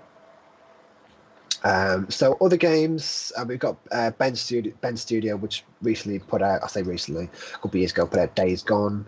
What they're working on, we don't know. I think Days Gone got a mixed reviews when that launched, but that's just a few first-party developers. That was hyped up a lot as well. That was really hyped up. Hyped up a bit too much. Hype up video games? No. It was very hyped for an okay game. So yeah. It Was. did some interesting stuff, but I mean, I've got it. I've played it. I did start streaming it, but I got bored. But anyway, yes. I mean, I love video games, man. I absolutely adore them. But there's just so many open world games you can play. The Witcher 3 set the fucking bar. Honestly, they set that so high that anything. Yeah, I just haven't played that. I actually never played Witcher 3. I have it downloaded on here. I played the first 2 chapters and just haven't done anything yet. I wish I was you right now. I wish somebody would just come over, hit me on the head, erase my memories, and play that game for the first time again. You probably can play give it a go. First of all. Oh, That's wow. the first game you start. You probably play that, you platinum it again before you do anything else. Witcher 3 has been my number one game. Yeah. Since It's Witcher not like 3 I didn't like. It's not like I didn't like it or anything. I just haven't had time because I heard it's like a 120-hour game. It's like, Yeah. when am I gonna have time to do this? That's exactly what Is I'm that doing it? as well. Is that it? That's You why, didn't get probably fired or why. something so I can play Witcher. I'm like, yeah, finally. That's exactly why I wouldn't recommend to anyone who hasn't got that time, because they put so much effort in not only the main story but the side quests. Whereas you play Skyrim, the side quests are just fetch quests. And that's what Robo just said. Robo in chat. Hello, Robo. Robo, prefers Skyrim. I haven't played any Skyrim games as well. So Skyrim's fantastic. I love Skyrim. And we've I I don't think know, 4 times or something like that. that might be the same amount of times I've played it. I've played it to death. But that's the kind of level, the kind of side missions I saw in Witcher. It's something it's been, to me personally, it's been unprecedented. They put so much detail, and you can just skip all these side quests, go straight for the main quests. But I wouldn't say that. I'd say when I recommended it to Femi, I'd say if you play this, make sure you put the time in, because it's worth it. There's a reason why it's my number one game. It beat out KOTOR. I went into detail. That might have been last episode. We went into remasters, and KOTOR was my number one until Witcher 3. But anyway, I'll just read out these quick quotes from the PlayStation CEO regarding the PlayStation 5 showcase. So this is PlayStation CEO Jim Ryan. He said, and I quote, the games coming to PS5 represent the best in the industry from innovative studios. I always struggle with that word. That span the globe. Studios, both large and smaller. These newer, more established, all have been hardworking developing games that will showcase the potential of hardware. So we're potentially seeing a lot of small studios announce what they're doing. So that's always exciting. We got some developers who are working on new things. So the same guy talking to BBC Radio 1, Jim Ryan, on the whole coronavirus topic. He said it's obviously introducing a level of complexity any business would prefer not to have dealt with. He said, but we're dealing with a very good, but we're feeling really good about the supply chain. We're going to launch this year and we'll be global. So that's one thing we've not discussed. How is coronavirus going to affect the video game industry? I don't think we'll notice it this year. I think it will be a knock-on effect for next year. We've got mocap. I agree with that. Yeah. We're seeing voice actors do it in their own home. We've got Lance Reddick, who does the voice for Zavala. He does that in his bloody wardrobe because of the acoustics. So it's definitely gonna be an interesting, Xbox. Phil Spencer pretty much come out and said the same thing. There's going to be a knock-on effect. But we've got what month? Well, it's June tomorrow, isn't it? So we've got 6 months to see what Sony has up their sleeve. They've pretty much drip-fed information. The first thing they said was back in May. They released a statement saying, 29th of May. I'm getting ahead of myself here. So they first started sharing information back in April last year. They focused on the speed of their load times with cinemats. And in October, they revealed the name of their console. Why would they need to do that? People expected PS5. We saw PS5. They staged a tech talk. Yeah. So we saw the console specs, and the controller was announced. Last month they showed off a tech demo. So we discussed this in last week's show, or the week before. Who knows? Days are merging together at this point. So they showcased the new engine for Epic, the Unreal Engine. Sorry. So let's move on. We've been going on for an hour and almost an hour and a half now. So let's get this show rolling. So this last segment, I want to pass the reins over to you, Femi, because I feel like this is your topic. Oh yeah. You know what? Myself and Hargett, we can run through this, and obviously I want both of you guys to chime in freely, Feel Don't free to remember when I jump said I in. don't get excited about anything? Yeah. This is the only thing I'm excited for. There's a reason why I left this till the end. So just before I actually get into this, so the actual segment is about Attack on Titan, the trailer for the final season being dropped. Now, just touching on to your point about how COVID or the pandemic situation has affected the gaming industry, it's actually affected the anime industry as well, because there have been so many animes like SOA Alicization finale being delayed, ReZero being delayed, season 2 being delayed, the time I got reincarnated into a slime being delayed, a certain scientific railgun. So all these shows, Millionaire Detective, all these shows that were supposed to make a big splash in the summer 2020 have all been delayed because of voice actors not being able to get into studios to do what they need to do. So, but with that said, this was actually a slither, a ray of light in these dark times of Attack on Titan, the finale season trailer dropping. And We it's do been. have a trailer, actually. We do have a trailer, yes. We want to pop that on. Oh, beat me to it. So, not to go into spoilers, this is going to be the last, the fourth season, the last season. It's being taken on by a different animation studio, Mappa, which are known for doing some very classic, animes like Doradiro, Lelouch, Real Rebellion, Kataguri, which is the compulsive gambler anime. It's fantastic anime. Check it out if you haven't.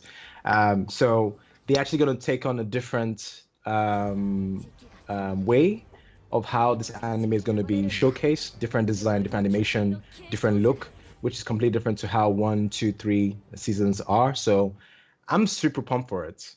I mean, this is going to be the end of a fantastic anime. I mean, Will, feel free to jump in. I mean, when you saw this, what was your first initial impression? This is the first time we've seen it. Is this stream M-rated or like PG or? No. I've sworn too We much. sworn, yeah. Feel free. Oh, I nutted. So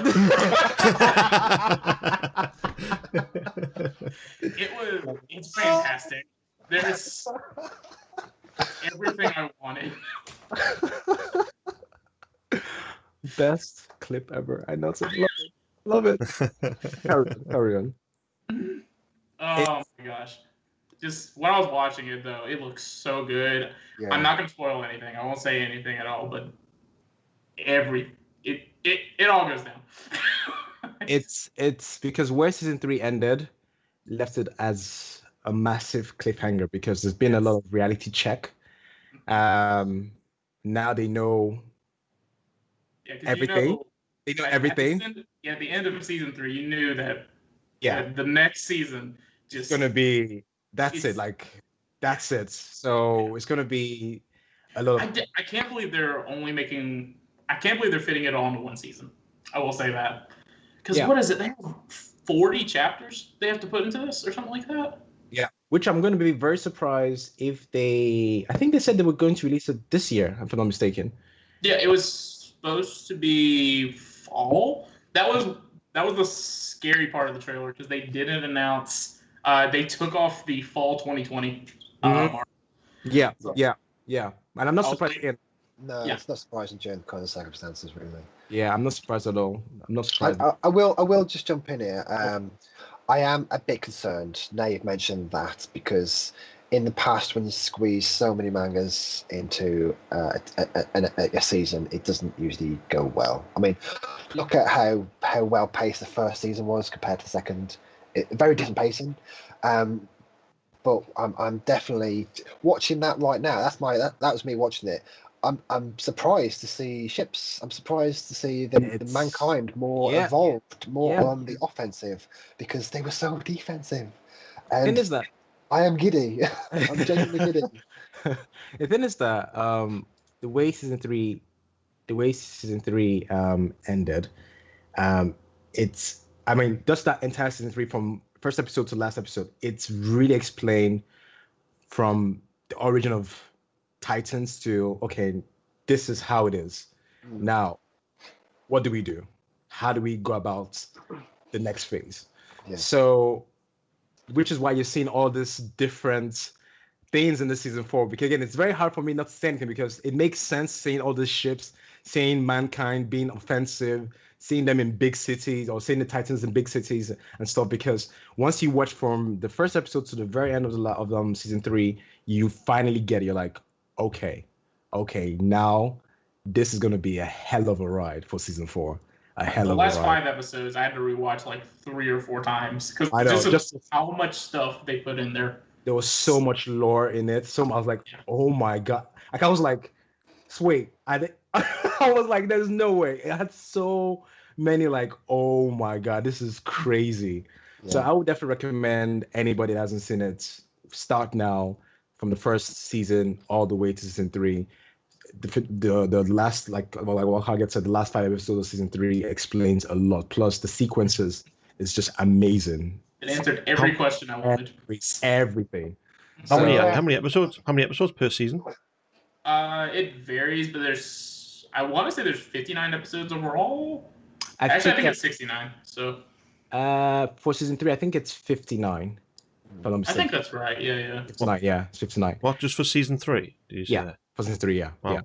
So Honeybay in chat just mentioned Kakaguri. Thank you for actually correcting me.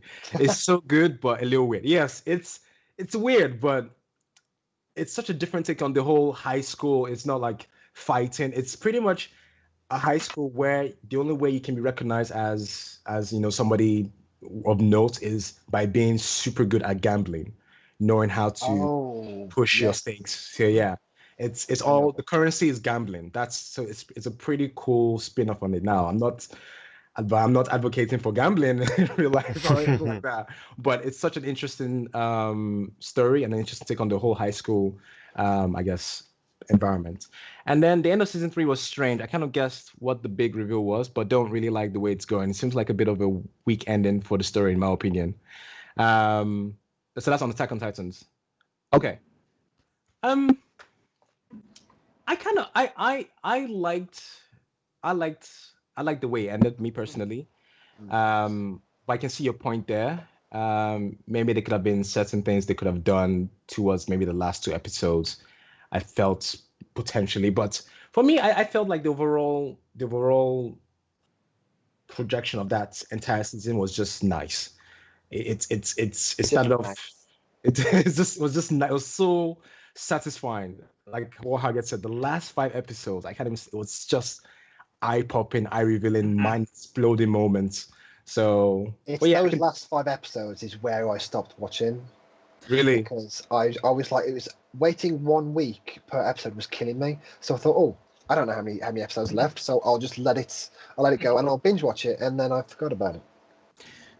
So the way it started for me is I didn't watch anime for a while. I watched Naruto and Bleach, and then when I got into college, I just kind of got bored with it because Bleach was in their filler season, the third one they did, and then Naruto, they just started the war, so I knew this was going to go on forever.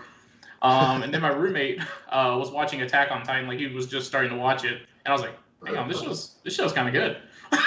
So I rewatched the entire thing, and then I was like, wow, that's the best show I've seen in a long time. Similarly, that happened. That kind of is how I was introduced to Attack on Titan. So I just moved into a new place, and Femi came down. I remember, yeah. He was like, "Guys, my show's about to start. Stop everything!" And like, it was that episode where we first see Eren transform inside the wall.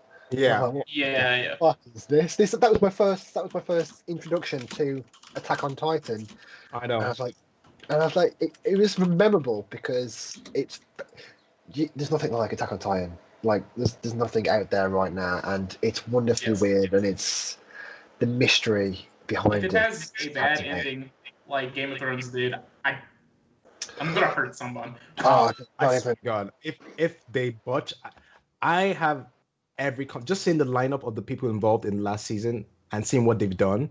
Because they've done really good stuff. That studio in itself. So I'm not even worried. I know it's going to be satisfying. It's going to be good. Now, if they screw it up, Oh dear Lord. We can go riot if you want. We'll go. I go will march probably down. I will probably we just go Yeah. wherever they are. I Set up sent a some very picket. nasty letters. I'll just text you just a plane ticket and be like, let's go. Let's go.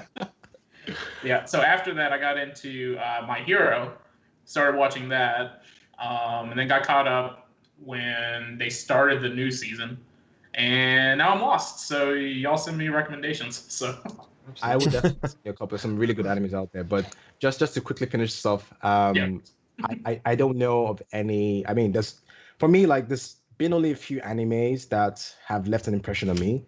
This at I had tears in my eyes at one point, like was watery. I was like, wait, am I actually gonna cry in here? Like, is this gonna happen? Is this it? Like, it's not many animes that can really pull you in, make you super invested. And I So think what because sort- they don't. No, go on, Adam. Sorry, no, I was going to say on that note, what sort of animes do you recommend to a first timer like myself Full Metal Alchemist. to start getting? Oh, that's a good one. What was that? Sorry. Full Metal Alchemist, probably Brotherhood. Yeah. Yeah, do Brotherhood. That's That is a a good very good one. It's 3, 4. Man needs some links over here. Then man needs to get some. Oh, we'll I have need to- some links. I think we'll post some links in Yeah. the Discord chat. So if anyone's listening, feel free to join our Discord chat. We've got our details below. So yeah, absolutely. But yeah, just want to finish like it's one of the I guess cult animes out there that's once this is over, it's gonna be regarded as the top echelon of anime. Yes. So Yeah. I'm definitely looking forward to it. Hopefully with what's going on, I hope it doesn't get delayed till next year. But again, seeing how all of this top animes that were pushed, ReZero season 2. I don't know if everybody's seen ReZero. That was meant to come out, season 2 was meant to come out this year, but that's been delayed. So I hope it doesn't Damn, fall into that was good. into that as well. So we just have to see. So at the same time of this announcement, sorry to just jump in on here. Yeah. They did announce a compilation film. So it's not unusual we see this kind of thing. So it looks like to me they'll be squishing the first season, second season, third season into one. Yeah. So if those of you who that would be interesting. I mean, I wouldn't, as a first timer, I probably wouldn't recommend that because I like the pacing. You can see how each season's different. But then again, that'll be released in Japan. They've not like I couldn't find information whether it'll be when it'll be released to us. It's usually sometime after when they've localized it. Who knows when Crunchyroll will get their hands on it. Yeah. But that might be a good catch up for people like me or maybe Adam. Yeah. Hmm. Just quickly before we move on to next segment, guys in chat, Honey Bay says, watch the reboot of Fruit Basket. I've seen that anime. It's not a shonen, but cute, interesting show. I watched the first episode of that. It's Did not you? what I expected. Yeah, I've actually got a badge somewhere. I used to subscribe to the Japan Crate, and they had a fruits basket kind of, something going on with that, and I got a badge and all sorts going on. Yeah. But yeah, weird anime, brilliant. Slice of life, very good.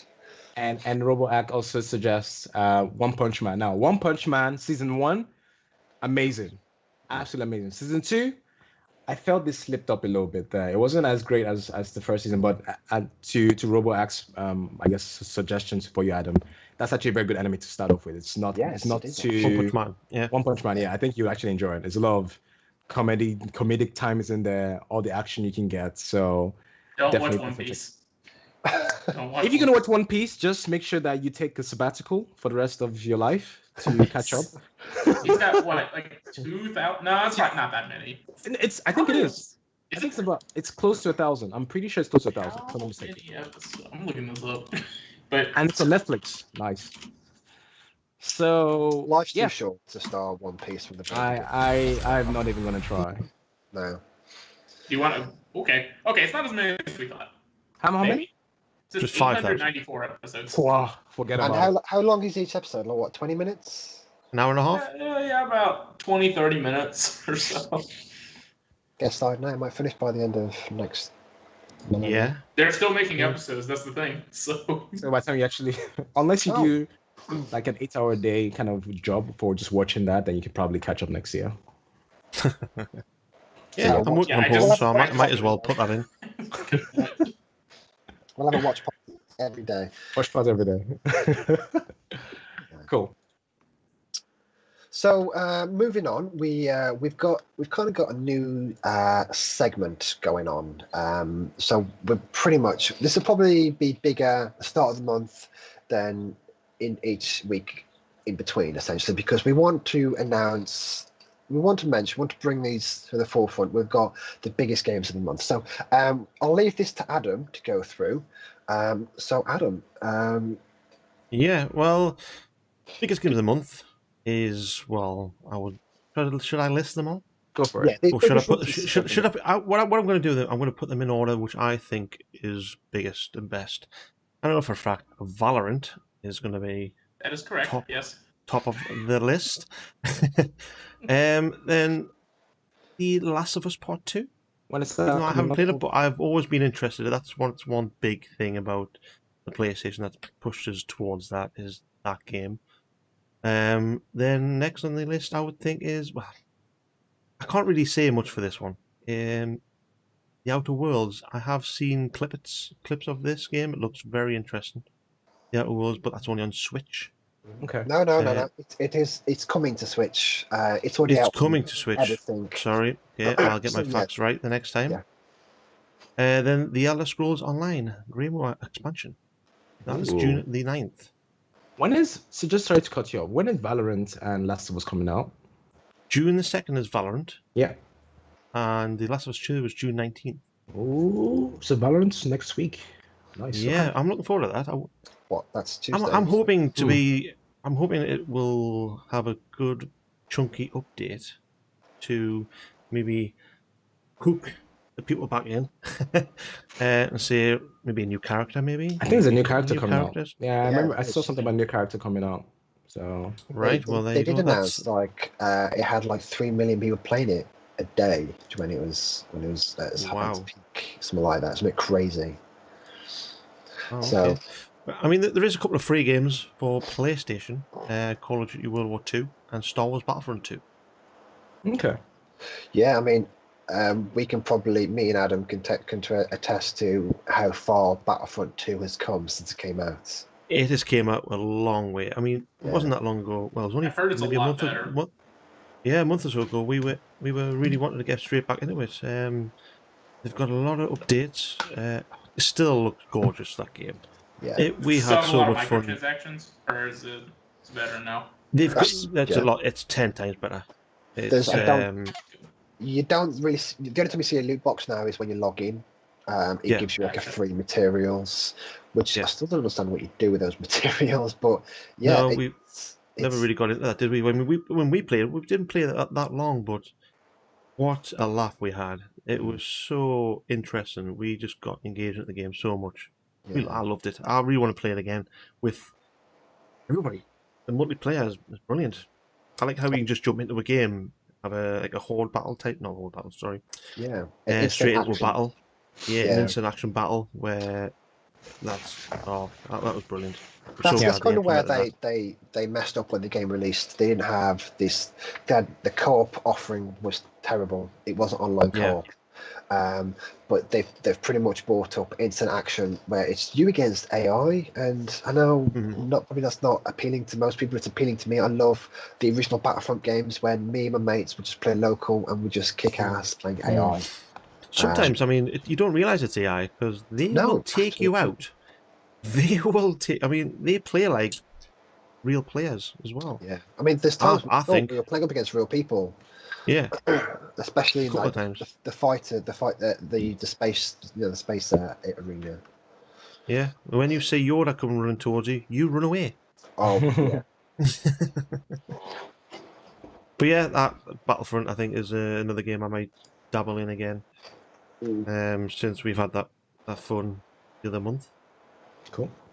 Yeah. Yeah. So we've got Games with Gold for me in June as well. Ooh. So we've got so some of these aren't that exciting, but we'll put on them anyway. So we've got May the 31st till no, sorry, May the 1st till May the 31st, which is today. V Rally 4, never heard of it. Don't know why you'd go beyond Gran Turismo 4s if you ask me. May the 16th to June the 15th, we've got Warhammer Inquisitor Martyr. It's sorry, Warhammer 40,000 Inquisitor Martyr. Wow, what a name. Ridiculous. Not familiar with that game, really. Warhammer is a tabletop game. Yeah. If you're messing around with that, I've got a few friends that do it, but basically it's just the tabletop simulator on there. Okay. Oh, I see. Yeah. Okay. Yeah. And May the 16th to May the 31st, we've got Overlord 2. I did actually download that. We actually discussed that last week. Yes, we did. I don't know why. I don't know if that's why it was mentioned, but if it did, I went straight over my head. And last, we've got Epic Game Store Borderlands Handsome Collection, which ends on the 4th of June, 4 p.m. So that, if you haven't, I mean, that's an instant pickup for me. It's a no-brainer. I probably won't ever play it. I played Borderlands 2 to death. Yeah, I can't go back on that one. We played it too much, but it's nice to have it there. It's nice to build your collection. So yeah, let's start wrapping this show up. We've been going on. We've been chatting now for about almost 2 hours. So let's start with what are we all playing? And Will, I will go with you, mate. What are you playing at the moment? Yeah, finishing up finishing up Dark Souls right now. Just hit the middle mark there, so going through that. Always continuing playing Magic. Playing Final Fantasy VII off stream, of course. Yep. Everything else is on stream, and I think that's about it right now. I'll be starting to play Valorant when that comes back up. So. Awesome. Yeah, I'll hit you up when that comes out. Yeah, I'll definitely. Yeah, sounds good. What about you, Adam? What are you currently playing, streaming, watching? I've just recently gone back into Tarkov.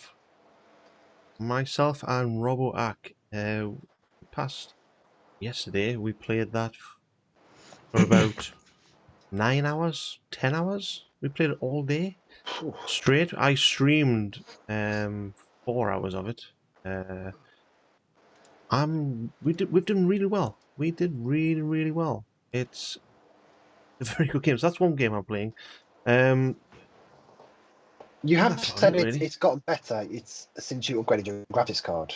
Oh yeah, yeah. Night and day for me. I mean, I was playing on a 1050 Ti at Core i3, and it was running at 30 frames maybe. Now 2070 Super Ryzen 5 3600X, sweet as a nut. So I can now keep up. Going faster than the FPS that was outputting, I can now experience it for all its glory. I did just this morning actually. I got team killed twice. Robbo. Sorry, not team killed. Team killed once, shot in the back of the head, and then shot in the ass when I was going around the corner to kill a scout. So that was fun. Blamed it on the comms. I don't think so. That'll be a good laugh when we next catch up, because we had to dash off after that. Nice. But yeah, if I think after this podcast, all honestly, I'm going to be streaming that later. If anybody wants to watch me. Fantastic. So, and last but not least, Femi, what are you playing, streaming, watching, whatever you want to do? So I'm currently playing quite a few. Evil Within, that's on stream for the first Evil Within game. Great game. And also playing on stream, yeah, it's a little spooky. It's a little bit. And also playing Human Fall Flat, and as well as Overwatch. So I decided to try breaking my new account to see how far I can get it up the competitive ladder. So I'm currently doing that as well. Bronze. Top 500 bronze, yes. Yeah. So I'm currently doing that. Plus, I guess we'll be playing some Hunt as well, some Hunt Showdown too. So looking forward to that, and also playing Divinity and Remnants with the Patreons. Thank you. Shout out to Darkita, Maru, and Makuta. So quite a few games, and also watching. I'm also watching a new anime Two Secret Beasts. Wait. I can't remember the name. Something about Secret Beasts. Something. I don't remember the name. I just started watching Sounds it. like a good game. Yeah, I just started. Yeah, sounds good. I just started it today. First episode looks interesting, so I'm gonna see how that goes. But yeah, that's pretty much for me. And how about you? Last but not least, Mr. Neon. You're not getting away. Right, okay. What am I playing right now? So I'm still streaming Dark Souls 3. I'm almost finished the main campaign. I want to do the DLC before I do the final boss. So I've just started the Ashes of Andriel DLC, which I think I think I might be a bit too far in because I'm just melting people at the minute. I kind of kicked Lothric's ass. Literally, I'm surprised how quickly I took him down. Pontiff, easy. Walked through him. But some people kill Pontiff, some people still stay at Get Pontiff, help killing Pontiff. So yeah. That's the thing about Souls-like games. People get stuck at different areas where you wouldn't. Yeah, you do. That's what I love about Souls-like games. Everyone finds their challenge in a different parts of the game. But so I'm streaming that. Outside of that, I play a lot more off stream. So I'm playing. Well, I've just downloaded Deep Rock Galactic. I've played a little bit of that. Diablo. We streamed Diablo this morning. Me and Arrow. That's pretty much it, really. I mean, I do of course dabble in Destiny. That's like my constant video game, which I'm always going back to. Probably never start going back to Destiny. But watching, I've not really been watching any anime, but after today's topic, I might just binge Attack on Titan. I think I owe myself that treat. Yeah, there's some fantastic animes out there. Best time to like explore and check them out. Yeah, I think I'll go in the Discord chat and I'll see what everyone's watching. I think once I'm done with Attack on Titan, I'll be like, guys, hit me up. I need something to watch. I got you, fam. So, and watching really, I like my crime dramas. I'm watching Castle. Big fan of Nathan Fillion.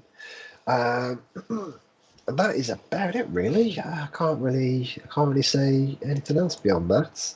So, all right. So let's finally end this show. So, I just want to start by saying, Will, it's been an absolute pleasure having you as our guest. Our first. Thank you very much. Guest. Follow this man, guys. Follow this man. So thank you. So, Will, where can people find you, mate? Find me at Hargett618 on Twitch, Facebook, or not Facebook. The Instagram is Hargett Will, and do I do Twitter? Yeah, I do Twitter. It's Hill Hargett. You do now. Yeah, I do now. Good stuff. Check it out, guys. But yeah, once again, thank you so much for coming on. Yeah, thank you very much. Femi, where can people find you, mate? You can find me on Twitch at Aero, A_R_O, and also on Instagram, the same A_R, A_R_O_2NG, because somebody already took that already. So yeah, but I'm always on Twitch streaming pretty much from Monday to Fridays, and actually Monday to Saturday, except Sundays. So hit me up there. Must stress, except Sundays. I thought he was streaming this morning. Except Sundays, Cool. I don't stream. Jump down my throat, man. I was like, you know this. I've told you so. You know this. Yeah. And finally, Nuns and Moses. Adam, where can people find you, mate? Pretty much nearly all platforms except Instagram. Is that including Twitter. Grindr? Yes, as well. We've matched a couple of times. You haven't meshed us back yet, but okay, we'll leave that as it is. Keep plugging. Away. Twitter @nunsandmoses_live. Above the fold. Twitch.tv/nunsandmoses. I mean, no, mine's plain and horrible name, so I haven't got any of these underscores, 2NG and stuff. But yeah. Mainly Twitch and Twitter. I'm trying to update Twitter as much as I can when I go live, what games I'm playing, what I find interesting. So yeah, that's all the social platforms I have. Fantastic. So remember, guys, you'll catch us Above the Fold live every Sunday. We're trialing 6 p.m. I think that's working for us at the moment. So we'll probably be doing that going forward. And you can follow us. You can follow Above the Fold at what is that? Twitter, Above the Fold _1. Again, people keep taking names. You can find me on Twitch at NeonDemon4. I stream Tuesdays, Thursdays, Fridays, and Saturdays. So that's it for Femi, Adam, Will. I'm Scott, and this has been Above the Fold episode 4. Hope to see you guys next week. Thank you very much. Radio. Bye.